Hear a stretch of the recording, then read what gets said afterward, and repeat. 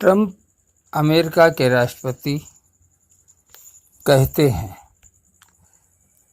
Nucleus बम द्वारा खतरनाक तूफान को रोका जा सकता है। बिल्कुल ठीक बात है, ये वैज्ञानिक सत्य है। आप देखिए महाभारत काल में, रामायण काल में बा धन आण बराबर बाण, विशेष प्रकार के आणविक हथियार न्यूक्लियस बम ही थे, जिनमें अगर कोई अग्नि वर्षा करता है तो दूसरे बाण द्वारा अग्नि वर्षा का बाण छोड़ता है, विशेष प्रकार का आणविक हथियार, तो दूसरा व्यक्ति जल वर्षा करके उसका समापन करता है। कोई आंधी छोड़ता है तूफान वाला, तो उसका दूसरे बाण से उसे रोक दिया जाता है। ये सत्य है बिल्कुल। ट्रंप अमेरिका जैसे इतने बड़े राष्ट्र के राष्ट्रपति हैं और राष्ट्रपति के अंदर इंद्र का अंश होता है। सामान्य व्यक्ति तो वहां तक पहुंच ही नहीं सकता। जिसकी आत्मा कहीं ना कहीं धर्म और ज्ञान से पुरातन पिछले जन्म से जुड़ी होती है, वही बनता है। उनने कहा था सैनिटाइजर का उपयोग कोरोना के विरुद्ध आंतरिक प्रयोग किया जा सकता है। बिल्कुल, ये भी वैज्ञानिक सत्य है, परंतु छिड़काव नहीं करना है। बहुत कम मात्रा में उसका प्रयोग किया जा सकता है। बहुत कम मात्रा यानी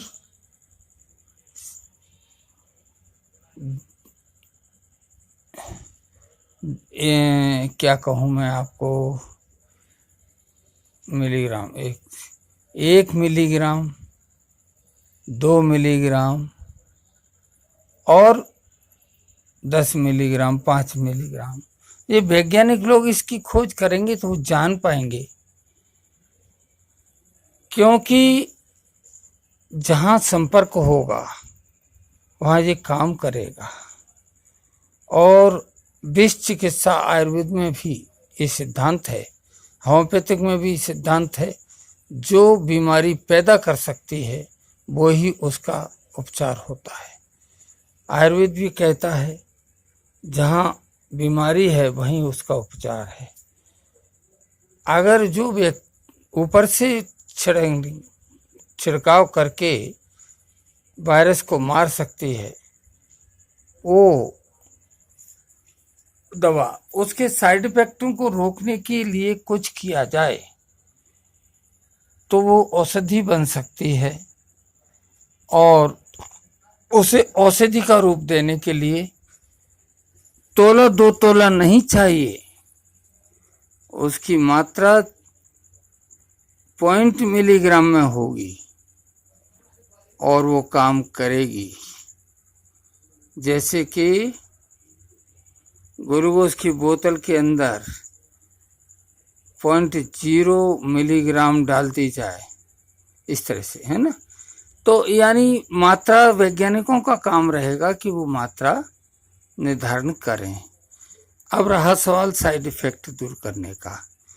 जैसे साइड इफेक्ट दूर करने के लिए आयुर्वेदिकरण कर दें, हल्दी के पानी के साथ उसका सेवन कराएं, अदरक के पानी के साथ, काली मिर्ची के पानी के साथ, हैं, या फिर ग्लूकोज की बोतल के अंदर, हैं, इस तरह से उसका उपयोग बहुत स्लो मात्रा में, अत्यंत सूक्ष्म मात्रा में किया जा सकता है।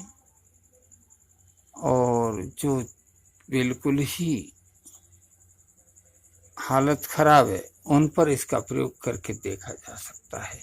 जिनकी बचने की उम्मीद नहीं है उन पर इसका प्रयोग करें, या बंदरों पर या और किसी पर। और मैं जानता हूँ अब सैनिटाइज 2 तरह के हैं हमारे पास इस समय। साबुन सैनिटाइज नहीं है, साबुन तो हाथ धोने के लिए है, तो फिर सैनिटाइज कौन है? साबुन की जगह पर रीठा है जो साबुन का ही काम करता है। तो रीठे का घोल अगर पिएंगे उचित मात्रा में आयुर्वेद के सम्मत, आयुर्वेद के अनुसार, तो निश्चित रूप से कोरोना वायरस का आंतरिक भीतरी भागों से समापन हो जाएगा, समाप्ति हो जाएगी, वायरस मारा जाएगा। क्योंकि झाग वाली चीजों से मरता है और रीठा जो है झाग वाली चीज है, परंतु इसमें कोई भी केमिकल नहीं है, जो औषधि है, और मलमूत्र द्वारा वो बाहर निकल जाएगा, पसीने द्वारा वगैरह मर के। तो रीठे का काढ़ा दिया जा सकता है। हाँ, रीठे के काढ़े से जैसे, और केमिकल रीठा नहीं, रीठे का फल जो होता है उसको बॉईल करके और उसका पानी निकाल के और उसको काढ़ा बोलेंगे। और नहीं तो अरीठा की जगह पर आप केमिकल वाला रीठा ले आए, बोतल वाला जो बाजार में मिलता है शैम्पू जैसा, उसमें तो केमिकल होते हैं, वो रीठा नहीं है। रीठे का सत के नाम से जो बिकता है वो रीठा नहीं है, प्योर केमिकल है। हाँ, तो रीठा, अब रीठा जो है काम करेगा, निश्चित करेगा। अब उसके साथ में चाहो तो शक्तिशाली पदार्थ दे सकते हो, ग्लूकोज दे सकते हो,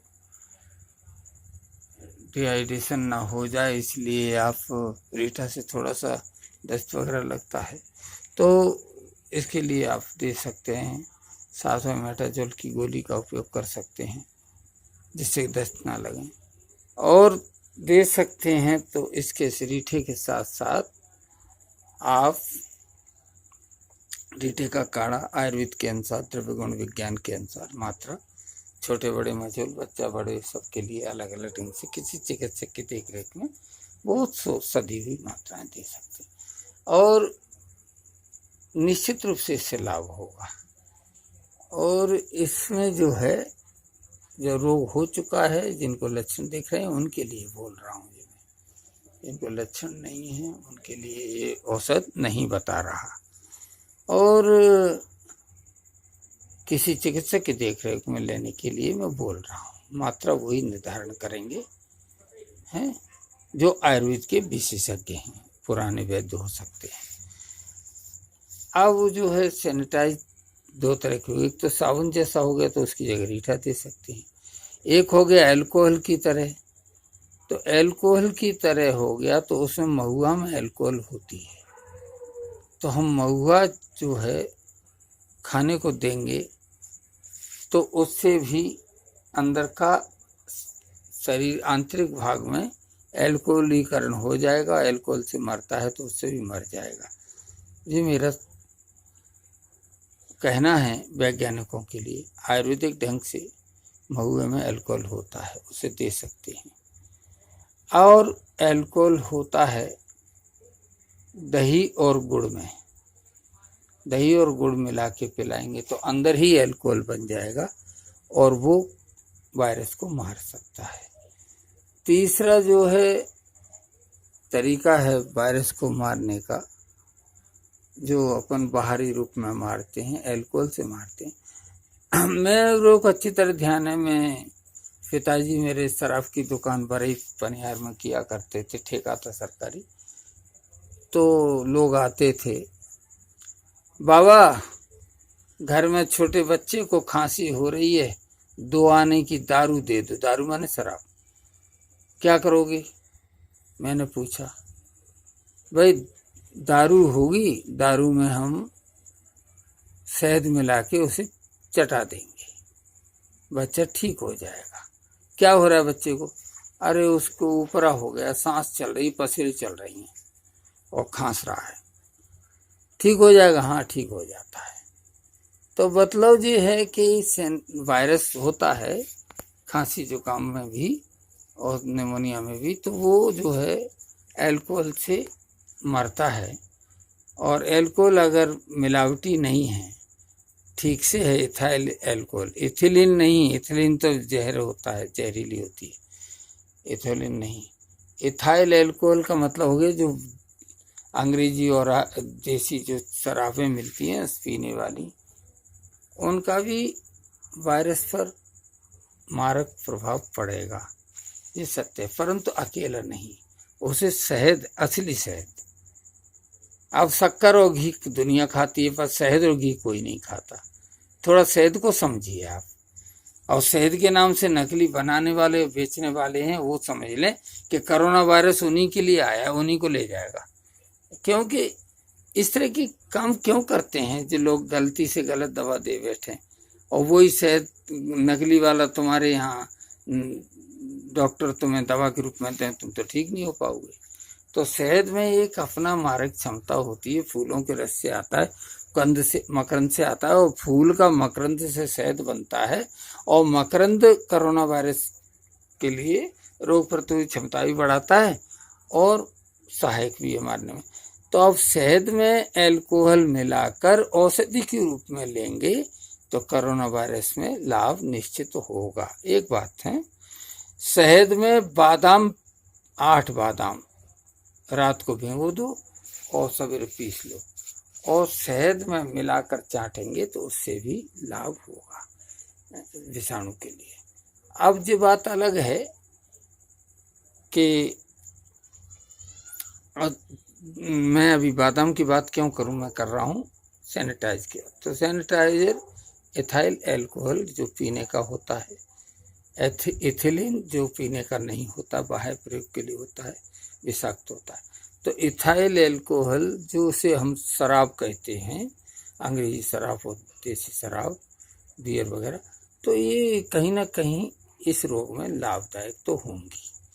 अब रहा सवाल पर शहद के साथ अकेली लाभदायक नहीं होंगी, शहद भी मिलाना पड़ेगा। और ये नहीं कि उसकी नशा की आदत बना लो कि लाभदायक है वो तो पीते रहो, नहीं, उसकी एक मात्रा होती है, औषधि मात्रा। वो चिकित्सक की सलाह से औषधि मात्रा का पता लगा कि कितना शहद और कितनी शराब आपको लेनी है, कितनी बार दिन में लेनी है, वो एक तरीका है। अब मैं तीसरी बात कर रहा हूँ सैनिटाइज क्लोरीकरण की, क्लोरीन एंड ब्लीचिंग पाउडर। तो क्लोरीन की गोलियां पीने के पानी में, जल सप्लाई में पहले देते आ रहे थे, वो भी ब्लीचिंग पाउडर जैसा ही तरीका होता है, उसमें से क्लोरीन गैस निकलती रहती, तो ब्लीचिंग पाउडर से भी क्लोरीन गैस निकलती रहती, तो यानी वही विषाणु को मारती है। तो पानी में क्लोरीन की गोलियां जो पहले डालते थे घर घर पहुंचाई जाएं, उनको जल्दी से जल्दी निर्माण हो, और जैसे अगर वो डाल दी जाएंगी तो आंतरिक प्रयोग हो गया ब्लीचिंग पाउडर, जिसको सोडियम हाइपोफॉस्फेट और पोटेशियम हाइपोफॉस्फेट के नाम से छिड़काव किया जाता है, और जिसको कहते हैं कि वायरस के लिए मारक क्षमता रखता है। सैनिटाइज उसी को पानी में मिला के छिड़क रहे हैं, तो वो सैनिटाइज जो है, तो सैनिटाइजेशन होता है, तो उसमें क्या है कि 1% का घोल होता है, ठीक है ना। तो यानी 100 ग्राम में 1 ग्राम, 100 ग्राम पानी में 1 ग्राम ब्लीचिंग पाउडर। तो क्लोरीन की गोली और ब्लीचिंग पाउडर में थोड़ा सा फर्क है। तो इसलिए क्लोरीन की गोलियां जो सप्लाई होती थी घर घर के लिए, हेल्थ अस्पताल वाले देते थे पानी साफ करने के लिए, वो शुरू कर दी जाए, और उनको पानी में डालकर, पानी रात को डाल दिए, सुबह उस पानी को पिएंगे तो उसमें क्लोरीनीकरण हो जाएगा।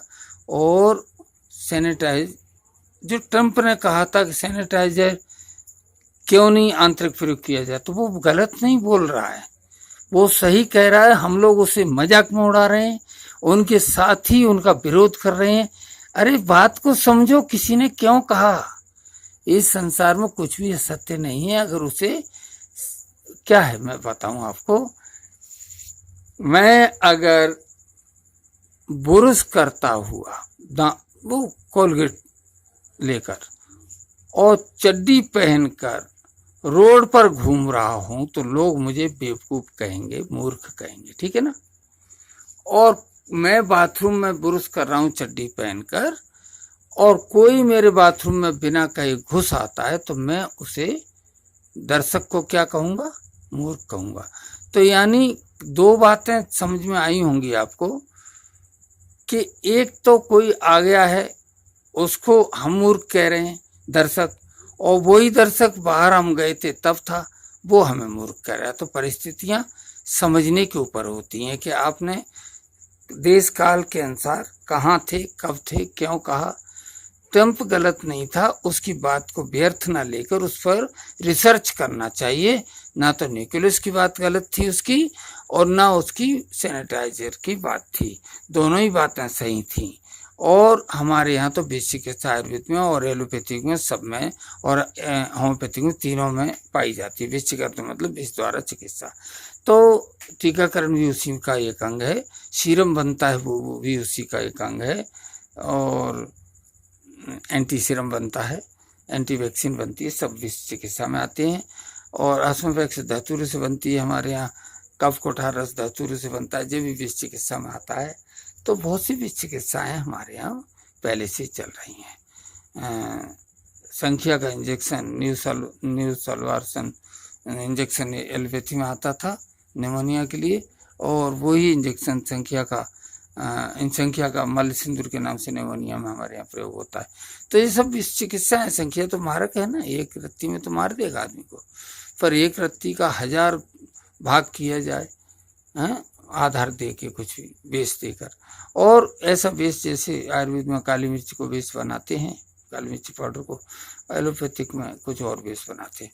तो यानी बेस देकर और उसका बहुत सूक्ष्म मात्रा में प्रयोग करते हैं, और वो जो मारक क्षमता रखता है मल सिंदूर विष है, वो ही हमें बचा लेता है निमोनिया से, हैं, निमोनिया से, श्वास से, दमा से।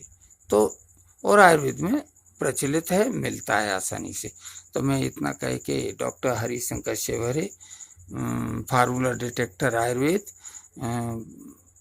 भारत का रहने वाला हूँ, Madhya Pradesh, Gwalior, ward number 44, Sharma timber के पीछे पाटंगा चौराहे के पास निमाल करके वोट नंबर 1 में रहता हूँ। धन्यवाद। कोई मुझसे बात करना चाहें तो 8770950681 मोबाइल नंबर पर मुझसे संपर्क कर सकते हैं। हाँ, रोग प्रतिरोधक क्षमता के लिए मुझसे बात कर सकते हैं, निःशुल्क परामर्श ले सकते हैं किसी तरह का भी। आयुर्वेद का मैं पारंपरिक वैद्य हूँ, और मेरी उम्र सीनियर सिटीजन हूँ, आप समझ सकते हैं, अनुभव है। और उमा का हूँ अनुभव मैं अपना, सत हरि भजन जगत सब सपना। जय जगन्नाथ।